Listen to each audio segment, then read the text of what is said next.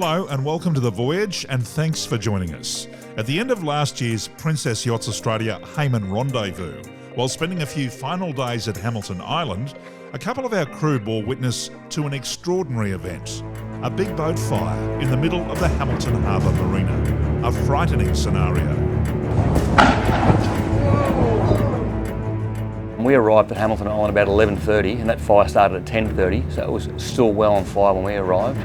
And it really makes you think about how easy it can happen and therefore, what you do to prevent that ever happening to your boat. Thankfully, no one was injured and no other boats were damaged in the incident. But it did lead us to thinking about an episode of the show where we focus on safety and preventative actions to keep our vessels, and most importantly, our family and friends safe when we're out on the water. Larger boats can be quite technical with lots of protocols and systems on board and will require your full attention for proper maintenance and operation. Today, we're going to cover off on a number of things with Greg Haynes and Scott Davis that you'll need to be aware of as owner-skipper or skipper of your boat. And we're going to start with mustering points for fire and evacuation. It's up to the skipper, but generally you'd have two. You'd have one forward and one aft, depending if there was a fire, where the fire was. If you had an engine room fire, well, you'd muster on the bow so you got easy access to the water, and vice versa. So part of the boarding procedure, the skipper should brief everyone on every trip on where the mustering points would be. Fire safety. So on all Princess yachts, there is a fire suppression system in the engine space. It is automatically deployed.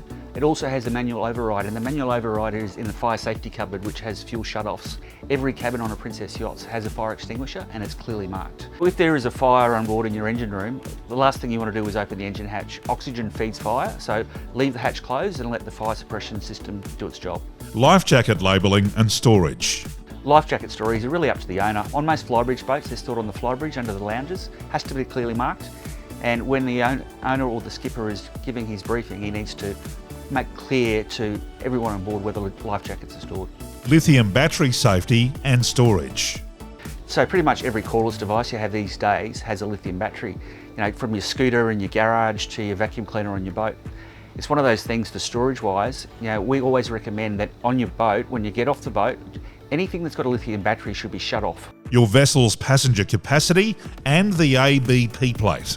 So every boat in Australia has to have an Australian Builder's Plate or an ABP. It's always located within a metre of the helm.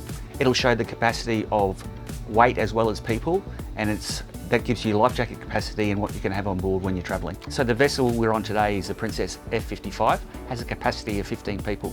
This is a flybridge boat, so really you don't want to have all 15 people on the bridge when the boat's running. So it's really up to the skipper to decide where he's going to put the people. And another thing too is when the boat's running, you don't really want anyone on the bow because it's a safety issue. So it's the responsibility of the skipper on the day not to exceed the capacity limits for the boat. How to correctly remove shore power.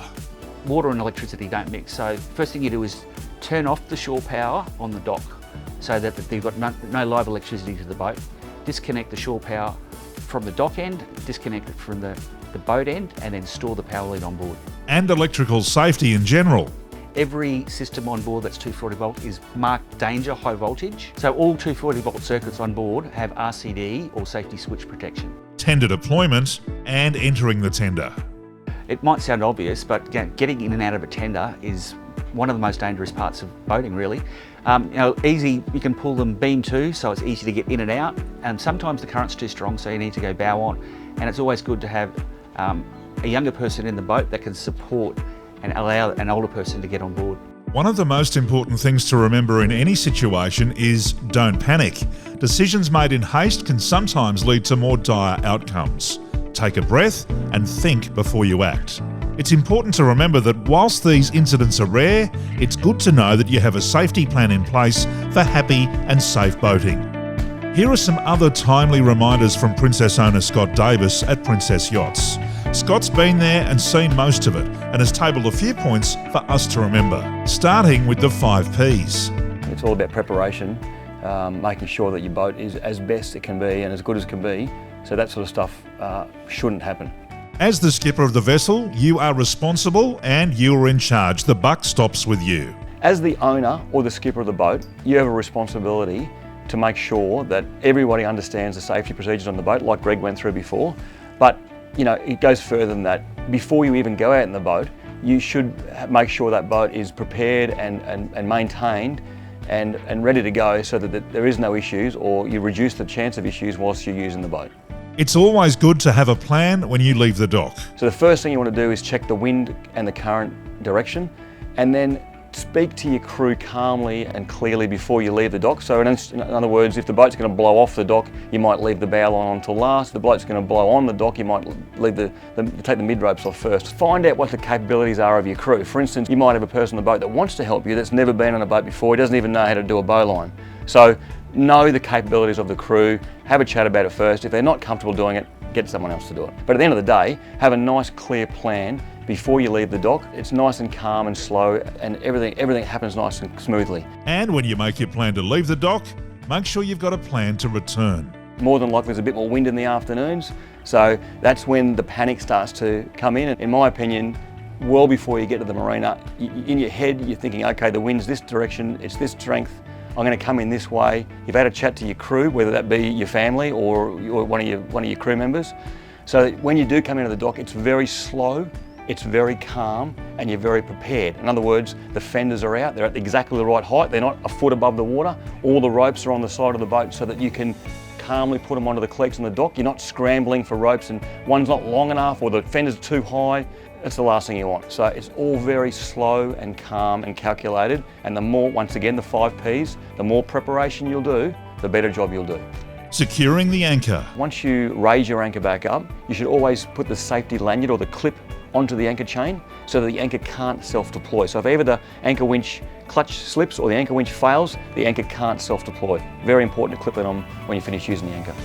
If you're embarking on a longer journey, this will require a huge amount of planning and preparation. When you're getting prepared for a long trip, it's a bit of a taper to get the boat ready for when you're leaving. So you start with your big stuff like your engine servicing, your detailing, your anti-fouling, and as you get closer and closer, you get down to your provisioning of the boat and your double tripping everything. Your tender's full of fuel, all those little things are done before you get away. Comms are important in an emergency. So communication on board is very important.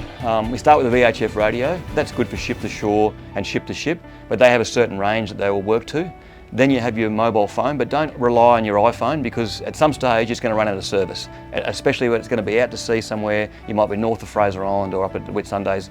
It's not going to work. So you need a backup of a sat phone if you're going to go those long distance trips.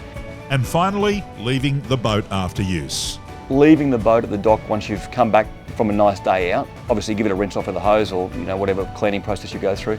But it's very important with these boats that they always have shore power. So obviously you do the reverse of when you're disconnected, you put the shore power on, you make sure on the panel that it has got 240 volt.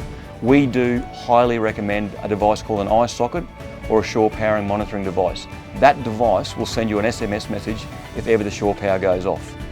Very important because next time you come back to the boat, your fridges aren't hot, your beer's not hot, but more importantly, your batteries have gone flat.